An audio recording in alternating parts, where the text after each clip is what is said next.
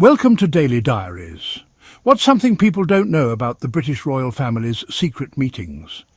In the theatre of the British monarchy, every gesture, every glance and every whispered word carries the weight of centuries. The royal family's private affairs have always been a source of fascination, not just for the British public but for the world at large. Even a whisper of reconciliation can set headlines ablaze, sending the press into a frenzy and fueling endless speculation. The tabloids thrive on the smallest hints of drama or unity, magnifying every rumour into a national conversation. This week, rumours swirled of a secret peace summit between King Charles III and Prince Harry, a supposed turning point in their public family saga. The idea of father and son meeting behind closed doors, away from the glare of cameras, captured imaginations everywhere. The notion of a formal summit conjured images of high-stakes diplomacy, of tense negotiations and heartfelt apologies. Could this be the moment when icy relationships thawed and bridges long burned were finally rebuilt? For many it seemed the king's recent health struggles might have softened hearts, paving the way for forgiveness. The public wondered if adversity could bring the family together, reminding them of what truly matters.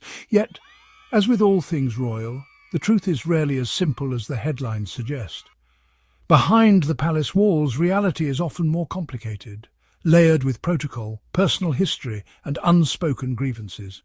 Was this truly the end of the rift or just another carefully managed moment in a long-running family drama? The palace is no stranger to secrets, and not every meeting means reconciliation. To find out, we must look beyond the headlines and examine who actually met and why on July 13, 2025. Only then can we begin to unravel the truth behind the whispers of a royal truce.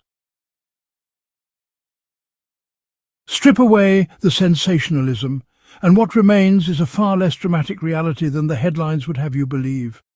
While the media buzzed with talk of a historic peace summit, the truth was much more subdued and procedural.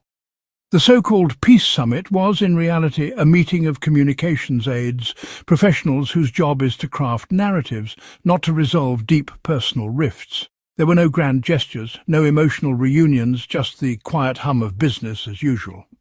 The King's Secretary, Tobin Andrea, sat down with Meredith Mains and Liam Maguire, the trusted strategists behind the Sussex's public image. These are the people who shape statements, manage crises, and ensure that every word released to the public serves a purpose.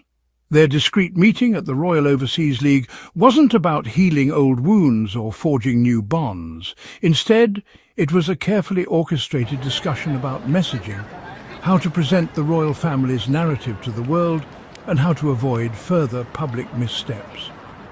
True reconciliation, the kind that mends relationships and changes hearts, can only happen when the principals themselves, King Charles and Prince Harry, come together face to face. No amount of staff coordination can substitute for that. What took place was about managing public perception, not healing personal wounds. The aides were there to strategize, to anticipate headlines, and to control the narrative as much as possible. The meeting signalled a shift from public confrontation to private coordination. It was a logistical step, a necessary move in the ongoing management of royal affairs, but it was not a personal breakthrough or a sign of true reconciliation. Labelling it a peace summit is a misrepresentation. It was groundwork for managing appearances, not genuine peace. The real work of repairing relationships remains undone, waiting for the day when the actual principals are ready to talk. In the end, the real story here is about professional necessity, not emotional resolution. It's about the machinery behind the monarchy, quietly working to keep the public narrative on track, while the deeper issues remain unresolved. To understand why a meeting of aides falls short, we must revisit the depth of the royal rift. The Sussexes' departure in 2020 marked a painful rupture, deepened by their explosive Oprah interview and Harry's memoir. Allegations of racism and family discord shook the monarchy's image and trust. The palace's terse response, recollections may vary, only highlighted the divide. Harry's public airing of grievances broke royal protocol, making private reconciliation seem impossible. Even King Charles's cancer diagnosis brought only a brief, superficial thaw. The wounds are personal, rooted in family dynamics and public betrayals, far beyond the reach of PR teams. So, what would real reconciliation look like? It would require King Charles, Prince Harry and Prince William to meet privately, away from staff and cameras. The conversation would be raw and honest, addressing feelings and past hurts, not logistics. Trust would need to be rebuilt, with a pact of privacy to prevent future leaks. True peace demands empathy, accountability and a willingness to listen. It's a process, messy, emotional and deeply human. Until such direct engagement happens, talk of lasting peace is premature. Healing must begin at home, not in the press office. If not personal peace, what was the meeting's real purpose? Beneath the surface of royal protocol and family ties, there are often deeper motivations at play, ones that go far beyond reconciliation or private healing. In the world of royalty, every move is calculated, every meeting scrutinized, and every gesture carries weight. So, what truly brought these key players together at this particular moment? The answer lies in a series of high-profile public events on the horizon, most notably the 2027 Invictus Games in Birmingham. Founded by Prince Harry, the Invictus Games have become a symbol of resilience and international cooperation, drawing attention from around the world. With the Games returning to the UK, the stakes are higher than ever, and the spotlight will be intense. The royal family, already accustomed to living under a microscope, now faces even more intense scrutiny. The British press and global media will be watching every interaction, every appearance, and every word spoken. Any sign of discord could quickly become front-page news, overshadowing the very event meant to inspire unity and hope. For King Charles, the optics are critical. He cannot afford to appear estranged from his son at such a high-profile patriotic event. The image of a divided monarchy would not only damage the family's reputation, but could also undermine the spirit of the Games themselves. That's why the recent meeting of royal aides was so important. Their discussions focused on coordinating public appearances, ensuring robust security, and crafting a unified media strategy. The goal was clear: to prevent negative headlines and keep the narrative positive and controlled. Ultimately, this was a pragmatic move.